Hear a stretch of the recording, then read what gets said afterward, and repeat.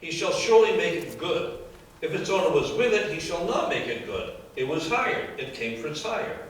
If a man entices a virgin who is not betrothed and lies with her, he shall surely pay the bride price for his wife. If his father utterly refuses to give him to her, he shall pay the bride price of servants. Hang on. It didn't work. It was timed perfectly the other night. If her father utterly refused to give her to him, he shall pay the money according to the bride price of virgins. You shall not permit a sorceress to live. And now let me see if I can get back to this. And I can't. I'm going to have to. Okay. Slideshow. Current slide. Hang on just a minute. I love Microsoft software products. Not. We'll get to this. You shall not permit a sorceress to live. Whoever lies with an animal shall surely be put to death. He who sacrifices to any god except to the Lord only, he shall be utterly destroyed. You shall neither mistreat a stranger nor oppress him, for you were strangers in the land of Egypt. You shall not afflict any widow or fatherless child. If you afflict them in any way and they cry out at all to me, I will surely hear their cry, and my wrath will become hot, and I will kill you with the sword. Your wives shall be widows, and your children fatherless. I'm going to end it there. I will explain the rest later. Okay. You may be seated. I'll explain what's in the rest. Let's see. I'm sure I can like this screen. I'm not going to try this again.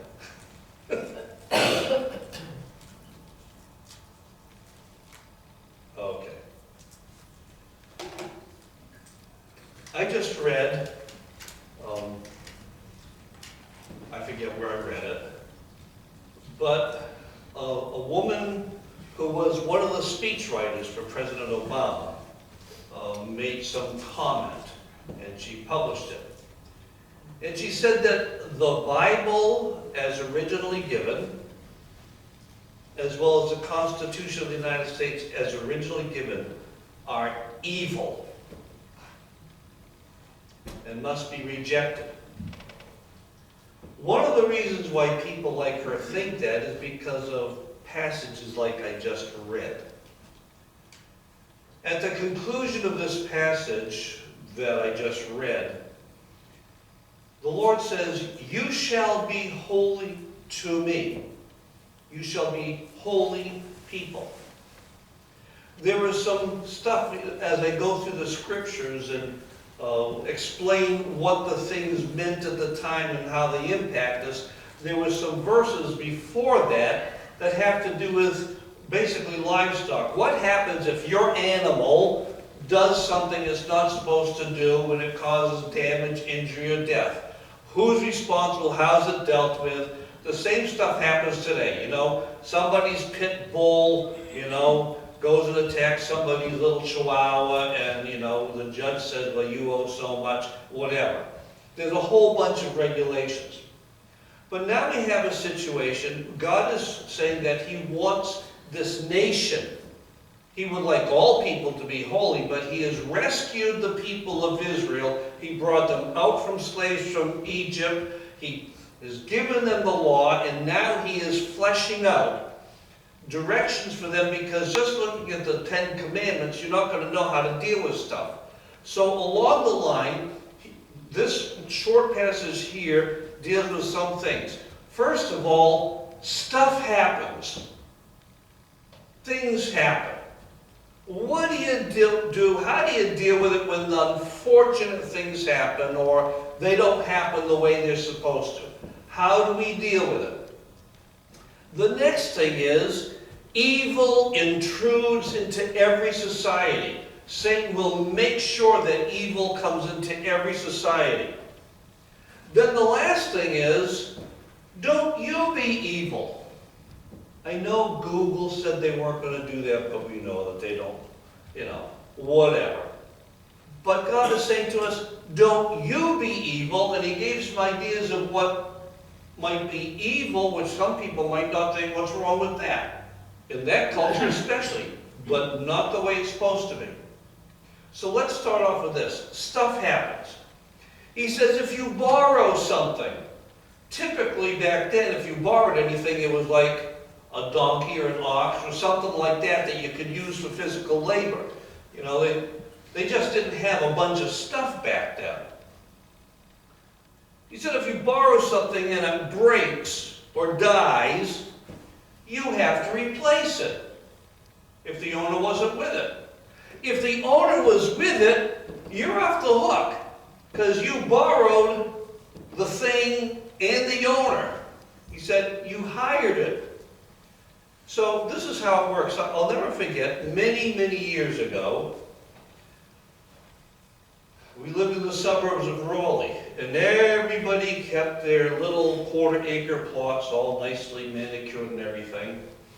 And I needed to use a trimmer, an edger. You know what those things are? So it cuts and makes it so it's a very nice line between the lawn and the sidewalk.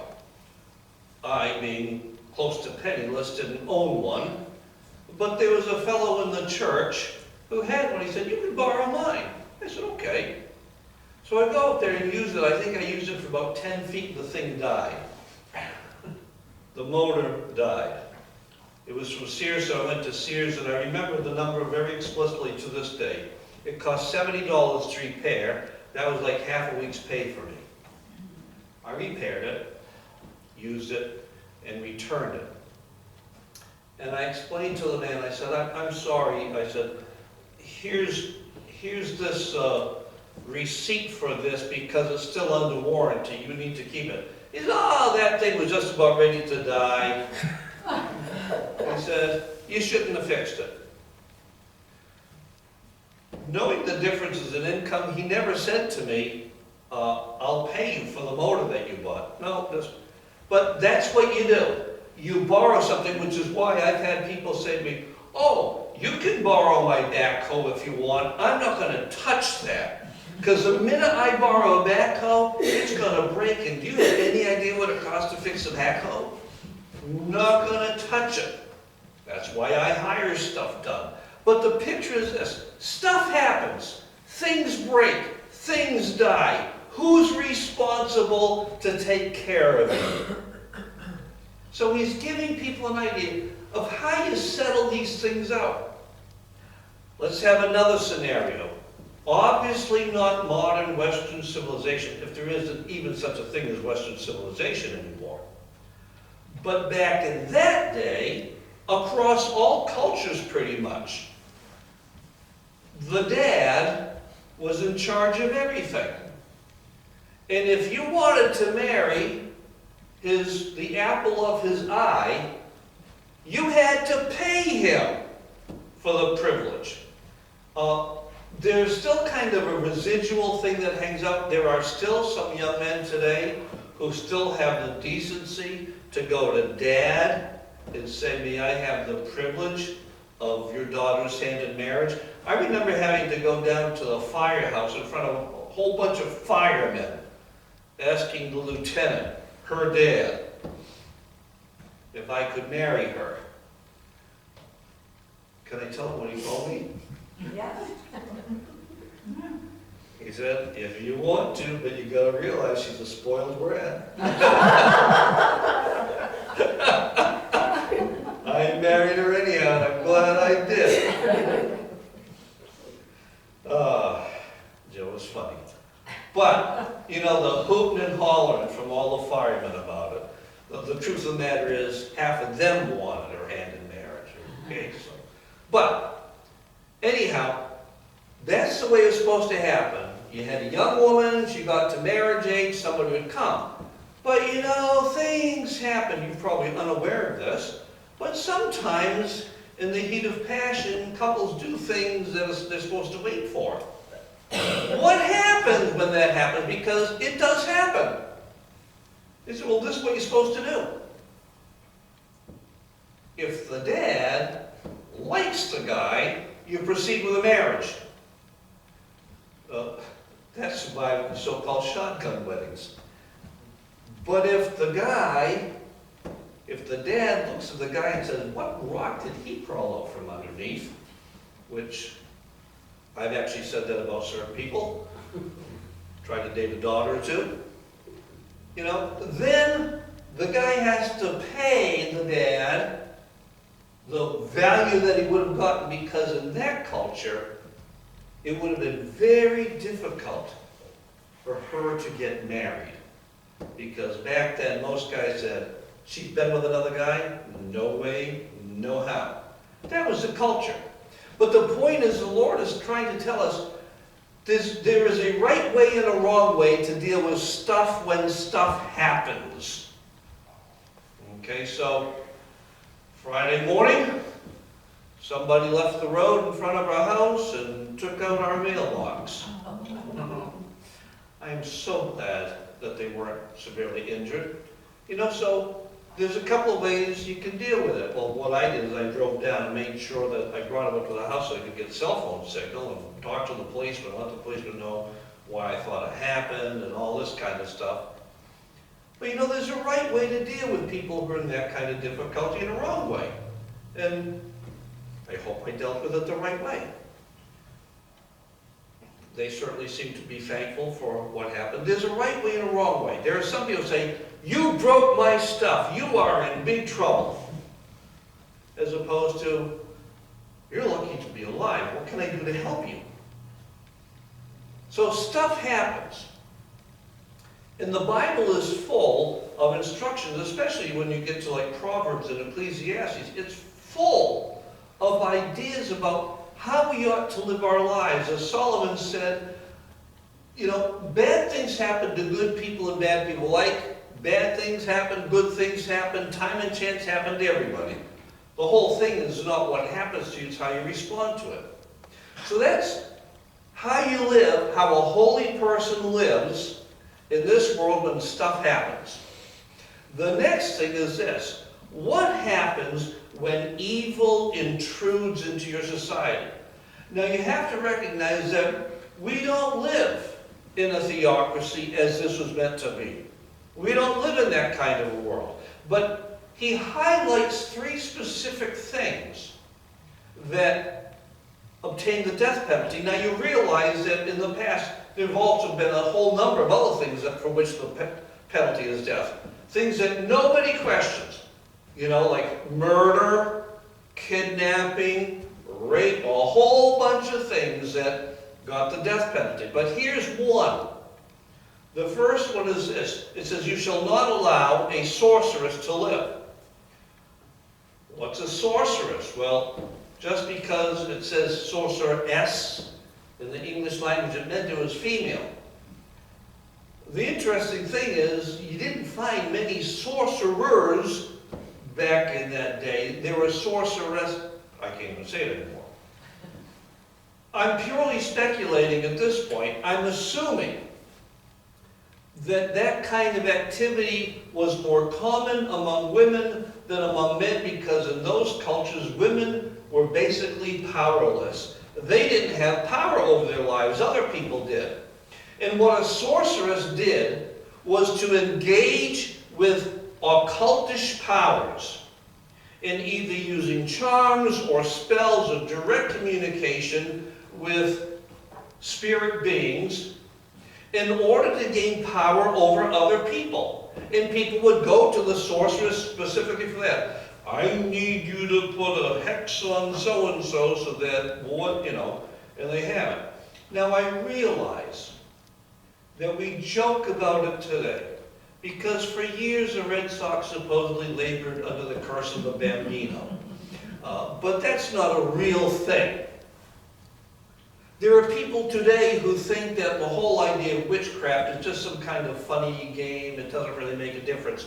Witchcraft is real, and the practice of magic, sorcery, is devastating in the lives of people who are either involved in it or who are affected by it. And while some people, especially clergy, say, that doesn't happen, I have seen the demonic at work, and I know what it does. It is such a deadly thing. God is saying it is so evil get rid of the evil. Then he says this, anybody who lies with an animal, put him to death. Now, when I was a young man, the first time I'm reading through the Bible, I read this like, what? You gotta be kidding me. Why would they make a law against that? Because there are people who've practiced that. And that is such a total violation of everything that God planned. When you read some of the things that the Bible talks about, it's like, this is disgusting. But God has to deal with something that is so totally disgusting. He says, that is an evil thing. Get rid of it.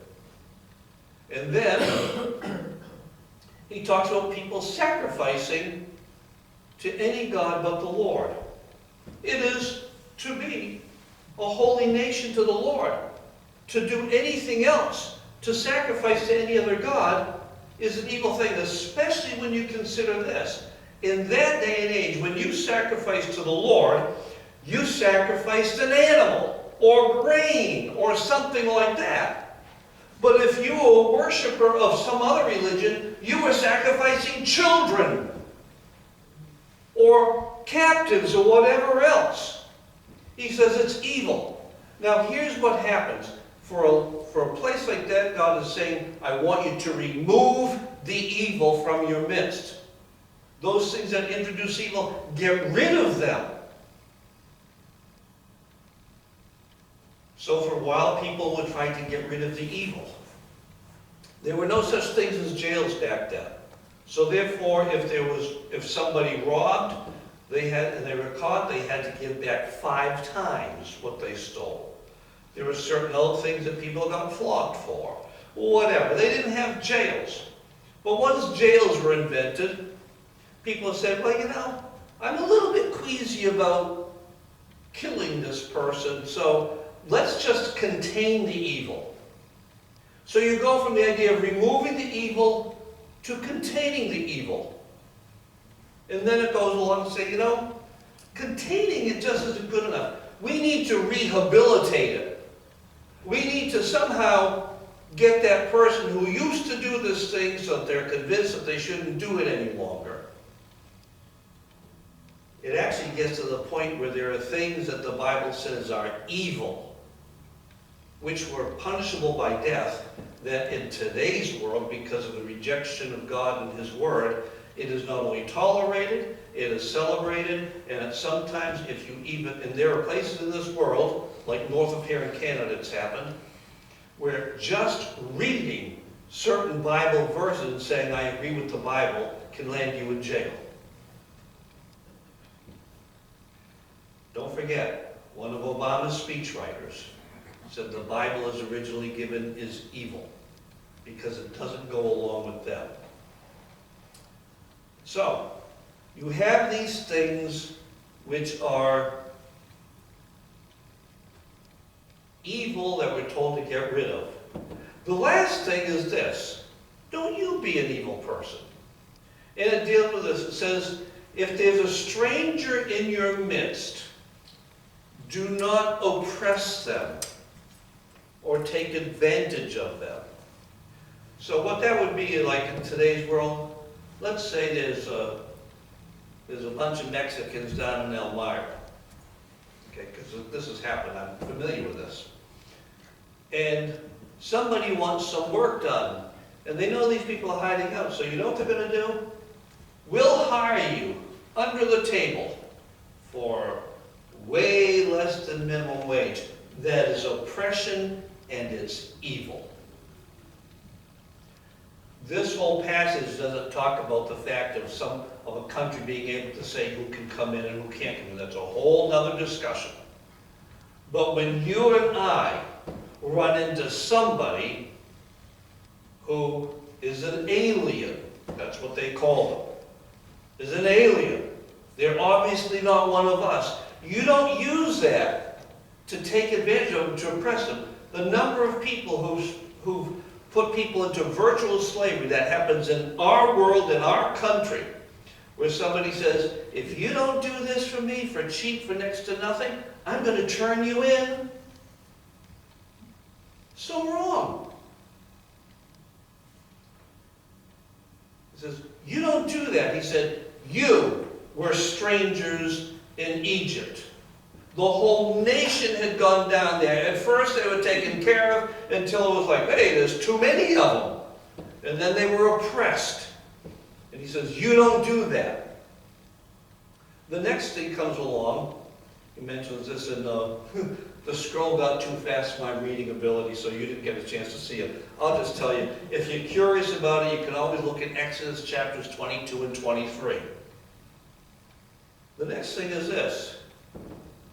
If there is a widow or an orphan in your midst, you will not oppress them, take advantage of them. You will take care of them. You know, we love the stories of Charles Dickens, especially A Christmas Carol, but he also wrote Tale of Two Cities, he also wrote a bunch of things, but David Copperfield and so forth. And in a land back in colonial England, in a country that supposedly was a Christian country, because the queen or the king said they were Christian, therefore you're all going to be Christian, you're all going to go to church, whether you agree with it or not. What they did to orphans was abominable. What they did was horrible. They basically used them as slaves. If you want to eat, you know, and you see the little story of the little boy saying, sir, can I have some more, and being beaten for it. It has happened across the globe, and is happening today across the globe, where children are being forced into labor because they have no adult in their lives to take care of them. No one. There are places in the world today where widows, at least in our culture, we actually have a system where the government, at least, tries to step up to the plate and take care of those who are widows.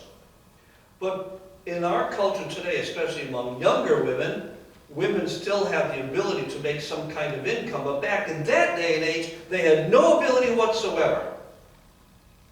If there wasn't some guy who was going to make sure they were taken care of, they were in real trouble. Which is why you have the story of Ruth, the young woman who was a Moabite, whose husband had died. He was an Israelite, and she goes back. She doesn't know what she's going to do, so she does the only thing she can do, which is to go through the fields after the people have reaped the crop. She would go through the fields and collect what was left over. And by the way, in our world today, we go through and make sure we harvest every possible thing. And the Old Testament law says, no, you don't. You leave that alone so that people who are truly poor can at least scrounge for something.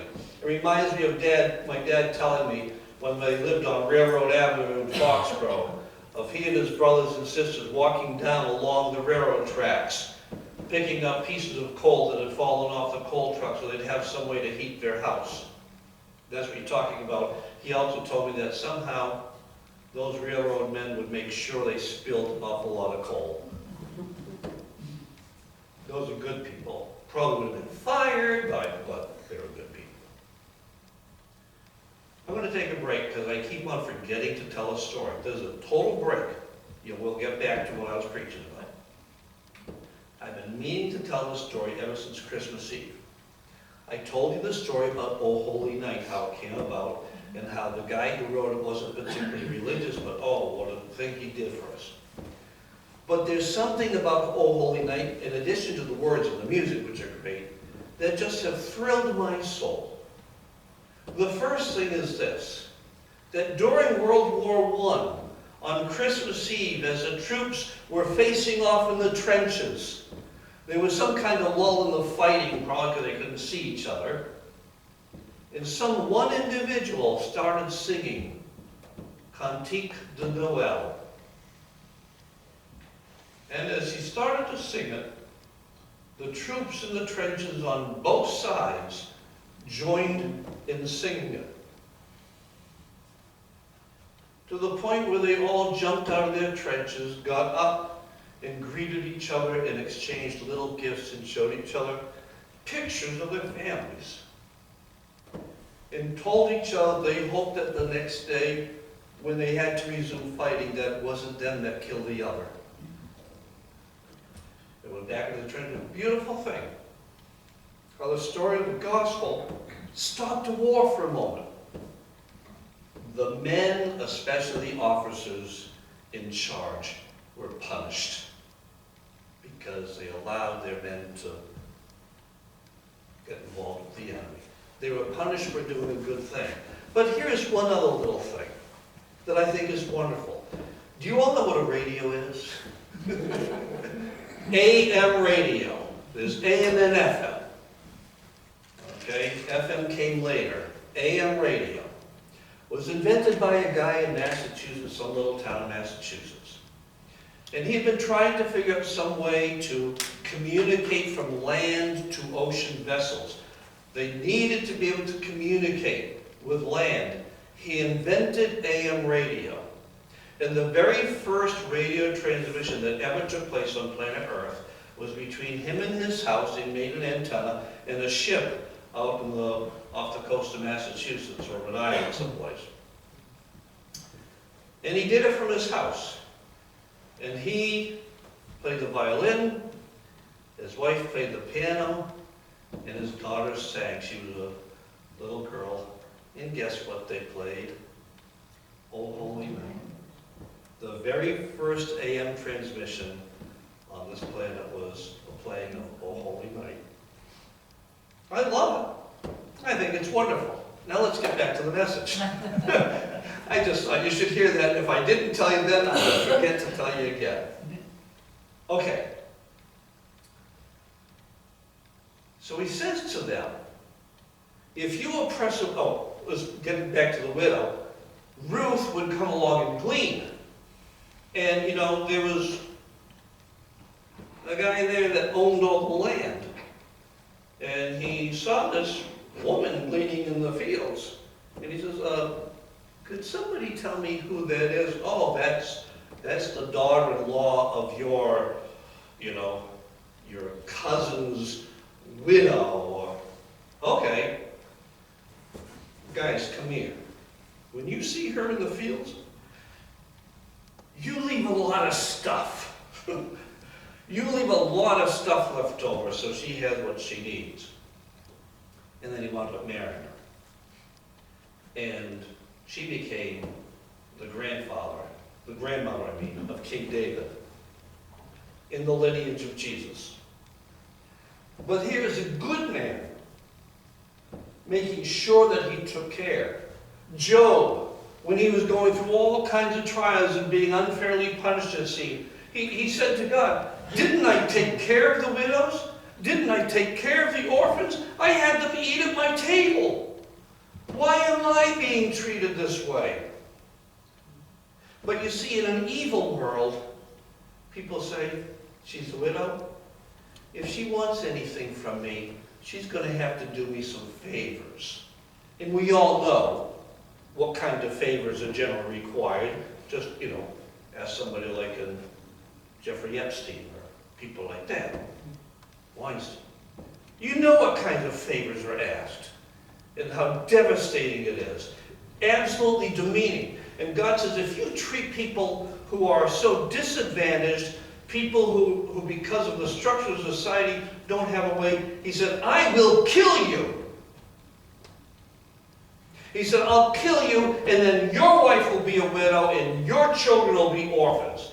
That's how strongly God feels about the way you oppress the disadvantaged and the poor. So you do it, I am going to deal with you.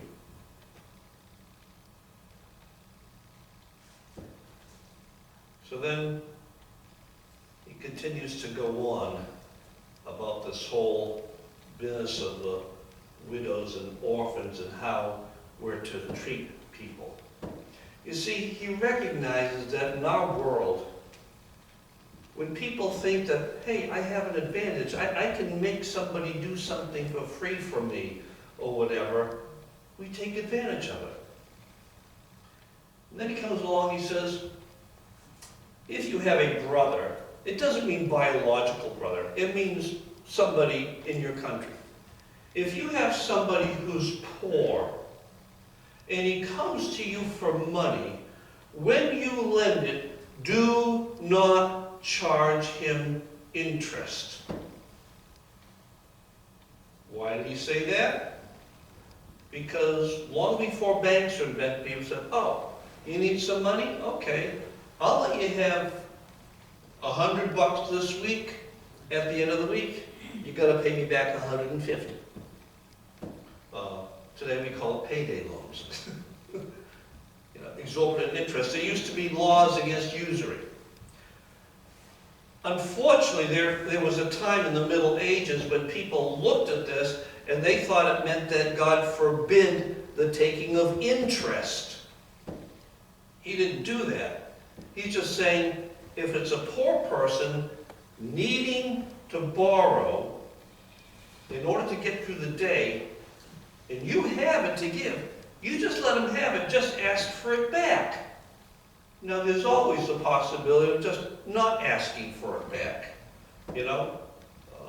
I'm sure that I know probably everybody here has done the kind of thing where you loan somebody some money knowing that you're never going to see it back. And that's okay, as long as you know that you don't ever plan to see it back, you're just giving it. That's fine. So, but you don't charge interest. You don't make money off of somebody else's difficulties in life. That's not right. Now, it is perfectly okay to make money off of somebody who isn't in difficulty. They just see an opportunity, like, hey, is it okay if I borrow $250,000 from you? I can pay it back on a timely fashion, you'll make money off of it, and that way I get to live in a nice house. Okay? That's okay. He wasn't saying he couldn't do that. It took the people, theologians of the Middle Ages to say, actually there's nothing wrong with banking. You can do it. And then, that kind of capitalism began to flourish. So he had this whole thing, and he said, let's say, and this is in the text, let's say that poor person comes and wants to borrow, but you actually need back. He says to you, for example, I need to borrow this tool that you have. Mine broke, so I need to borrow yours. Can I borrow yours? And you're like, yeah, okay, hand me your Rolex. No, that's... You say, you ask for surety. Surety is something that you take from somebody that they definitely want to get back, so that you get back what belongs to you. And he says, we're talking about poor people here, he says, if you take his cloak, his outer garment, if you take that from him for surety, to make sure you get back your thing, when evening comes, you're going to give it back to him. What else is he going to sleep in? We're talking about poor people here. But the whole picture is this, that you don't take advantage of somebody, and even if it comes to the point where you're taking something from them in order to guarantee that you get returned to you what belongs to you, you don't do it to the point of hurt. You risk it. You give them back that cloak, and then the next day you take it back from them. You don't do something that causes injury and hurt and pain to other people just because you have a right to whatever you have a right to. So, he's saying a holy person doesn't treat people that way. You don't look and say, well, you're getting what came owed to you. If you had behaved the right way, you wouldn't be in this situation. It's not how you deal with it. Now, I'll tell you that I have refused to help people in the past. Just absolutely refused to help them. I had one guy that came to the church in Ticonderoga, and he wanted money for cash to get back up to up to Plattsburgh. And I said, no, I'm not going to give it to you. What? You're supposed to be a Christian. You should help people out. I said, well, I generally do. I said, but I've learned that I can't always trust people. He said, I'll pay you back, I promise. I said, I don't believe you. How can you not believe me? Just because other people haven't paid you back? I said, no, because a year ago, it was you sitting right in front of me that I gave all kinds of money to, promised to pay me back, and you never did. I'm not giving you a dime. And by the way, it was a small community, and all the pastors worked together, prayed together, all except for one denomination, but everybody else did. I said, I'm going to let the treasurer of the group, who is responsible for handing out money, let him know that if you call, you're not to get anything. Suddenly woke up. There are times when it's okay to refuse somebody. There are times, for example, when people come for money and I know that they say they need it for this, but what they're really wanting to do is buy liquor with it. I refuse to give them the money. You have to, all of this is common sense. What he's saying is, don't you, as somebody in a good position, take advantage of people for whom terrible stuff has happened. I know, and I've seen people preaching, the idea that if you become a Christian, everything is going to turn up roses and be wonderful and great, and that is not true. I've known godly people who did the right thing, that terrible things happened to, and they become impoverished. It's not their fault, and it's not because they weren't serving God. It's because, as Solomon said, stuff happens to everybody.